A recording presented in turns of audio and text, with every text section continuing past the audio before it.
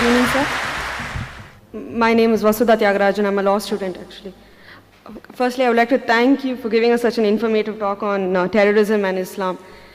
My question is, what do you think is the reason for the sudden increase in the number of terrorist organizations which are basically Islamic and they fight in the name of Islam? And since you say that Islam is giving the guidelines is that women, children, elderly people shouldn't be injured or killed, but there have been various bomb blasts and killings of women and children. What do you think is the reason for that? Thank you. The sister asked a very relevant question, that what is the reason that there's increase in terrorist organization amongst the Muslims and so many bomb blasts, and especially when Islam says you should not kill children, etc. What is the reason? And that's a very good question. Personally, tell you again that personally I haven't met and interviewed any so-called 100% hardcore terrorist. I haven't met. But I can give the reasons, the logical answers why such thing may be happening. Number one, some people may really be terrorizing the innocent people. Some Muslims may be on the wrong track. They may not be following the guidance of the Quran. Like you have black sheep in every community. One of the number one terrorists of human history, who it is? It is Hitler. He has incinerated 6 million Jews. So can I blame Christianity for that? Hitler was a Christian. So I can't say because Hitler incinerated 6 million Jews, therefore Christianity says that you have to. He alone, if you add up all the terrorist organizations put together, I doubt whether they'll reach 6 million. One individual alone. Again, Mussolini. Mussolini is a Christian. So just because Mussolini killed thousands of innocent people, that does not mean I can blame Christianity for that. So there may be certain black sheep in the community. Black sheep may be calling themselves Muslims and may be in the wrong, maybe. Point number two. It can be that there are people who are harassed. Like you asked me that today there is no Indian fighting for the freedom of the country. Do you find any Indian fighting for the freedom of the country? No. But 100 years back we had several. So if you ask me, Brother Zakir, why did 100 years back there were many Indians fighting for the freedom? Because the British government ruled India. That's the reason people are fighting for their freedom.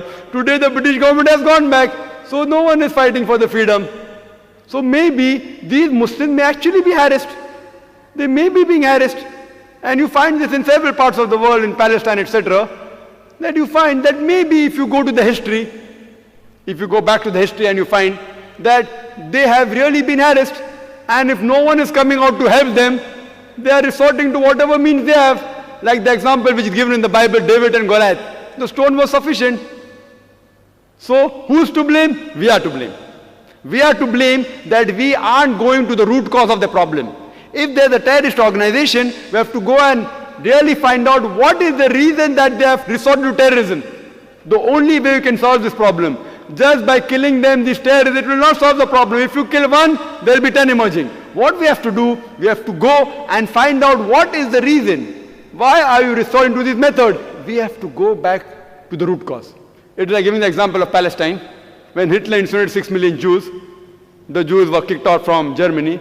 And the Palestinians, they said, Ahlan wa sahlan, you are our cousins, come and join us. It is like I tell a stranger that if you have a problem, come and stay in my house. After a few years, he kicks me out of the house. And when I start making a noise outside my house, that see, these people have entered my house, so you call me a terrorist. Am I a terrorist? I have welcomed a person as a stranger, just as a human brother. I got him to the house. After a few months, he kicks me out, and when I say that I want my house back, you say that I'm a terrorist. Who's to blame? We are to blame. We are to blame. We have to find out that what is the cause of the problem. If we, who Almighty God has given us intelligence, has given even the power and to get together, if we get to the root cause, you will come to know that why should a person want to die? Who would like to die? Who would like to die? A person who says that I say I'm going to get killed, so why not I die and take somebody else also? So if you ask the psychologists, they will tell you the root cause is we have to go and ask these people that why are you doing all this, and many a times we'll find out that the truth is lying behind it. And the truth is that they may be being harassed, and some people may really be terrorists. Some people may be terrorists and the people for money, some people for fame, some people for politics. So I do agree, sister, that but majority what I feel that they are being troubled whether it be Muslims, whether it be Hindu, whether it be Christians, there has to be a backlash. If a person cannot bear whatever torture that he's undergoing, he resorts, the psychologists say, and I'm a medical doctor, I have done my studies in medicine, they have to retaliate. It is human nature. So why should a person who would not like to raise a finger, would like to carry a gun in the hand? Why? So what we have to do, we have to find the root cause and try and solve this problem. That's the only way we can see to it that these terrorizing the innocent people will stop and all human beings can live together as one brotherhood.